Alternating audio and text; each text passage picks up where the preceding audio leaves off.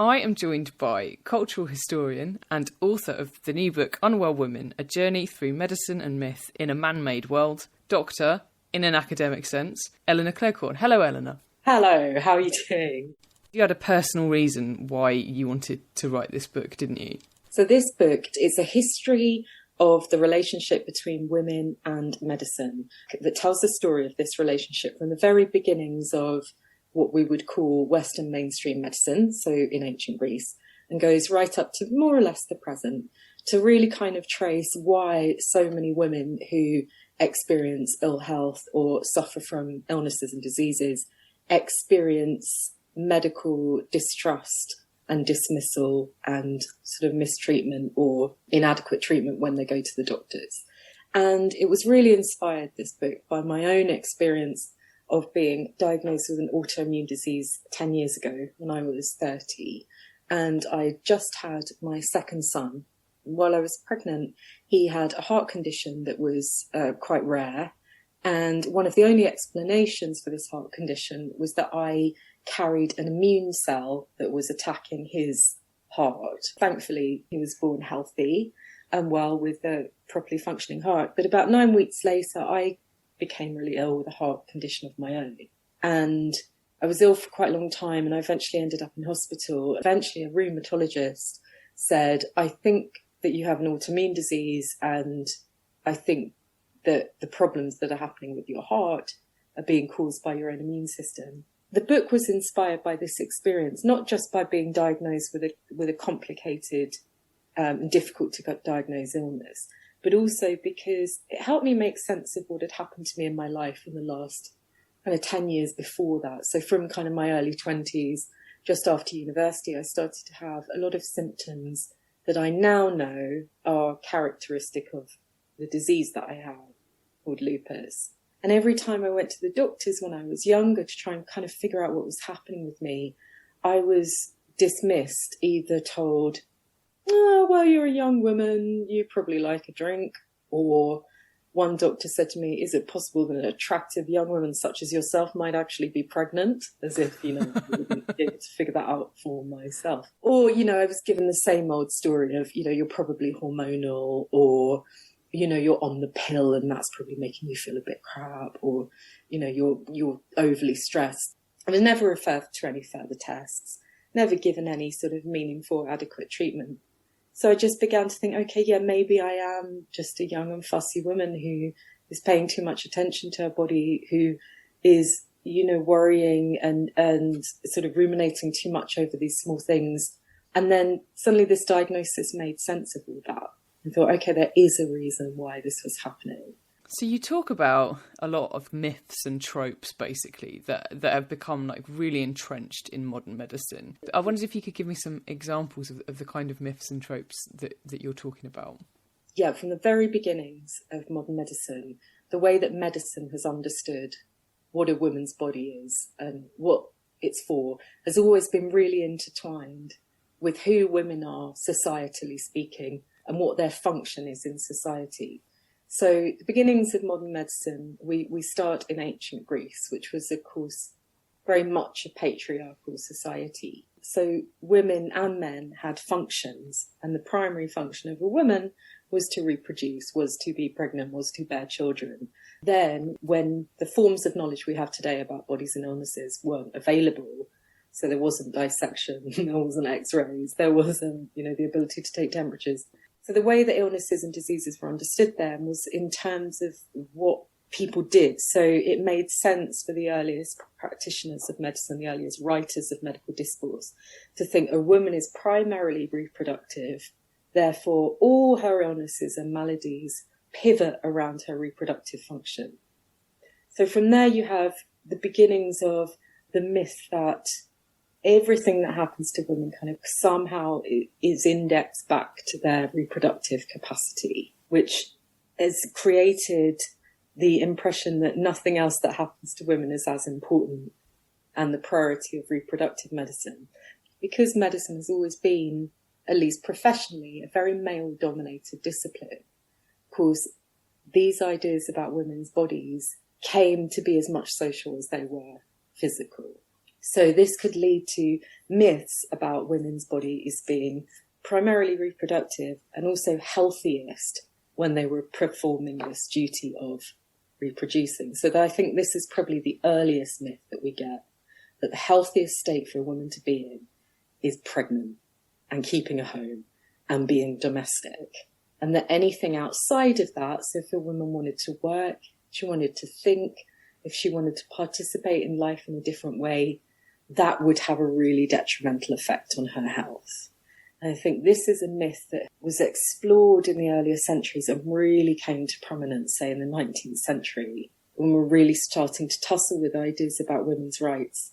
So one of the things that you write about in the book, and you've sort of touched on there, is that this idea that women's anatomy, the womb particularly, a woman's ability to have children basically was this kind of like powerful thing that men didn't really understand and sort of had tried to make sense of. And it sort of is a bit of a superpower, isn't it? So what I think is interesting about this is that men have basically taken that and then used it against women. How's that happened? It's such a paradox, isn't it, to think that we hold, so we're going to go back historically and say, okay, women are second-class citizens, they're considered to be inferior, that, men are the dominant characters in social orders, at least in patriarchal ones. But yet, at the same time, women, for all their weakness, hold this exceptionally precious and powerful organ, the uterus, which is, the vessel of new life and what have you. And I sometimes wonder whether it's because of, the immensity of that power that there was almost more need for men to diminish and control and try to tame us as women. And you think, well, there was, an enormous source of power, and it's like you have to take it away from us, and lest we realise how powerful we truly are. A lot of the book is talking about how, and as you've said before, women in the medical world and in society and whatever it all became so intertwined with their reproductive systems. And I sort of think that happens with men as well a little bit, perhaps not in a medical sense, but in a societal way. People act as if men are almost ruled by their sexual urges. It's kind of used as an excuse for men in a lot of ways, like, well, he just did whatever he did because, And I wondered, why is it particularly damaging the way in which that's done to women? When I was researching the book, obviously, I was looking at history of medical ideas about women's bodies, and there was so much that I couldn't put into the 100,000 word book. So I had to stay really focused. But of course, this did come up, like the difference between the constitutions and, body functions and sort of urges and impulses of male and female bodies. And what I kept coming up against was this idea that men have ration and intellect and control enough to sort of stave off diseases of the body and mind, whereas women are so irrational and governed by their emotions and governed by all their sort of delicacies and sensitivities that they can't exert any control over what their body is doing. And this is so interesting now in light of what you were saying, because there is a sort of cultural thing about, men are ruled by their, men can't help it. This is what men do. Men sort of obey their bodies and biologies. But because of that, we value that in a way. I mean, the great example is always, how much research and funding went into Viagra and erectile dysfunction versus how little is known about some really complex conditions that affect how women enjoy sex, right? So although we go, oh man, they can't help it, we also value that. We want to make everything okay for them in terms of, being sort of apologists for what their bodies need. There's almost this kind of switch round. It's like in the past, the example of the stoic, resilient, robust and healthy man was very linked to this masculine idea of rationality and calm. And whereas women were sick because they were so emotional. The way that the messaging changes, but still what's consistent in the present is this idea that we place enormous kind of value clinically and culturally on what men's bodies need and sort of honouring what a kind of basic idea of a male anatomy or male physiology is. It's sexual, it needs to be strong, it needs to be, respected. I think a really interesting example of this is there have been various debates over decades about the possibility of a male contraceptive pill. It's never really happened, even though the kind of science and research is there to make this possible. But one, it can't get enough funding to get off the ground. And part of the reason for that is that it was shown in some studies that it might reduce male libido. So why go there with a male pill that would, possibly reduce male libido and possibly cause mental health conditions? Well, of course, reduced libido and possible mental health conditions are part and parcel of what we are told to expect when we take hormonal contraceptives. And we just have to accept that in order to have some control over our bodies, we have to accept a certain amount of uncertainty and pain and, disruption. Yeah, because I think that pain is normalised, isn't it, in women's lives? It's completely normalised. It's like, well, you will have a period and you will experience pain from a very, very, very young age, and that's just part of life, and you'll just get on with it, and eventually you'll have a child, and that's really painful, but you'll just do it because that's what you do. And like you say, all of the funding and research that went into Viagra, and then you have women who have children, there's nothing, there's no physio, it's just sort of like, yeah, well, that's life, you're going to piss yourself forever now. And it's just not like, it's just not the way it should be. There is a lack of research into conditions that affect women specifically. There's all sorts of evidence to suggest that people give funding to people who look like them, sound like them, want to find out about things that affect them, etc., etc. Yeah. Men are the people making those decisions, so men are the ones that get funding, and issues that affect men get the funding.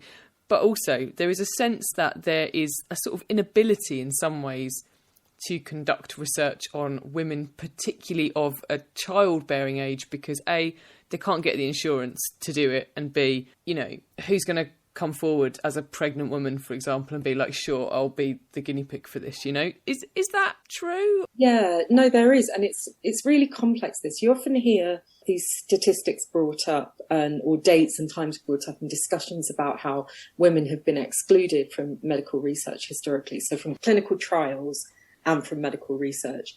And a lot of this comes back down to the crisis with the drug thalidomide that was given to women in the 40s and 50s to treat morning sickness. It was marketed as being completely safe. And it wasn't believed that thalidomide could cross the placental barrier, but it could. And part of the reason they didn't know this is because it had been rushed and there was not enough clinical testing to prove this. Now, of course, in order to protect women and their unborn babies from the effects that were evidenced by thalidomide, women were largely exempted from then on from clinical trials and medical research, which obviously leads to massive blind spots in knowledge, especially around things like how different drugs are metabolized. Like pain medication, we learn that the majority of pain medication is tested only on male bodies, and then usually only on white male bodies, very standardized male body. We also learn that the majority of animal models that are used in research in labs, similarly, are male mice models, male rat models. And this is because not only has the male of the species, either an animal model or a human model, been standardized as the ideal and the kind of regular example, the sort of model example historically. It's also because women are more complex subjects. We have more fluctuating hormones. Our hormones fluctuate over our cycles. And therefore, when you design research and clinical trials for women, you have to accommodate all the different hormonal fluctuations, which means that you have to have much more money, which means that you have much more complex testing. So even when it's been mandated, and it's only been mandated since 1993, that women are included in funded clinical trials and medical research, even then, it doesn't always happen consistently. So you're right, it leads to these massive blind spots in knowledge, and it leads to the privileging of the male body as the standard.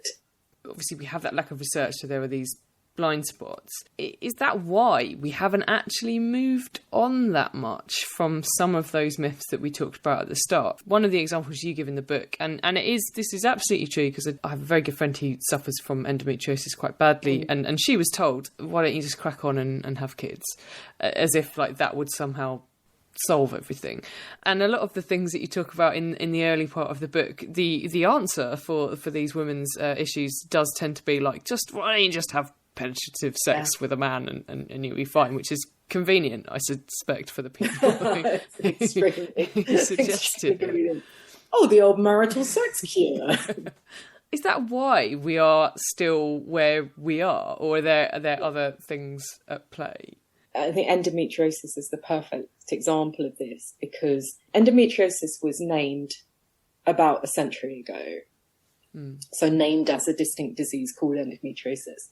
But of course, symptoms associated with endometriosis, so menstrual pain, heavy menstrual bleeding and other related symptoms, have been documented since pretty much the beginnings of medical time, and had always been associated with sort of very kind of feminine pathologies, sometimes even as signs of kind of mental and emotional instability. So by the time endometriosis itself is named in the 1920s as a distinct disease, it was called at that time, and I think an etiological riddle, which means, they had absolutely no idea exactly what causes it. Fast forward a century and we still don't know exactly what causes endometriosis. It's still just as perplexing. And there were all these documented cases when it was first named, and talking about, how the tissue similar to endometrial tissue grows in different places in women's bodies, not just outside the uterus, but even in the lungs. This is all documented. So it's so infuriating that why have we not dedicated big funding to really answering these questions now, when we've understood that this has been completely baffling and that it's affected women's fertility and women's health more broadly for so long. And it's interesting you bring up the thing about the old marital roll in the hay cure and the pregnancy cure, because you mentioned that your friend was told to just kind of crack on and have children. I mean, you hear this all the time now. And this was the advice that was given in the 1940s. There was one doctor even who suggested that if women who had endometriosis, happened to have a wealthy dad, that he should just, give them their inheritance early so that they could just concentrate on having babies and they wouldn't need to worry about the economic downturn and becoming career girls. So as well as pregnancy being seen as this kind of ultimate cure, towing the domestic social line, it was also sort of seen as almost a punishment to women who didn't necessarily want to have children at the age of 18, who maybe wanted to have careers. So it became known, especially in the sort of after the war, so I think kind of 60s, 70s, as the career woman's disease. So it's like, well, what do you expect? If you're going to go around menstruating constantly and not, having 4 kids and interrupting that, what do you expect? It's not healthy to menstruate all the time. You need to be having the kids. And all these ideas about the relationship between constant or interrupted menstruation and pregnancy on women's health, these are ancient, and these were the source of, say, some of these really kind of pernicious myths. It's interesting that you said punishment, because punishment is sort of part of it, isn't it? There's a section in your book about witch trials, for example, and how basically the women accused of being witches tended to be older and post-menopausal, and that was kind of their punishment, wasn't it, for no longer being able to have children?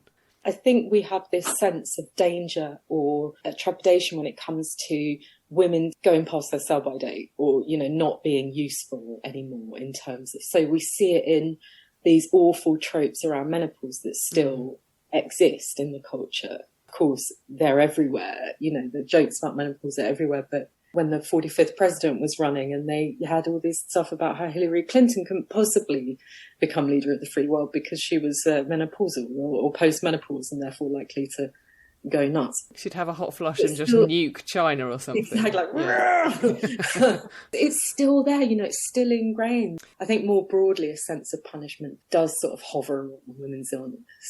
Like, oh, well, if you didn't work so hard, you wouldn't be, or if you'd had children earlier, it wouldn't be so difficult for you. Or if we sort of don't toe the line quite with what we're expected to do with our bodies, we get what's coming to us. I mean, your conclusion is basically, you know, a sort of rallying cry, believe women, for the medical profession, for society in general, because this is a thing. Society not believing women is a much, much bigger problem than just in terms of medicine. So with that in mind, where and how do we start to unpick this? I think you're right. It's a massive societal problem. The disbelief of women, especially when they talk about something that's happened to their own bodies, is a problem that far exceeds. I mean, medicine is one of the situations in which this cultural, social tendency to disbelieve women when they talk about their bodies is enacted, and it's where it has really demonstrable effects on women's health and lives.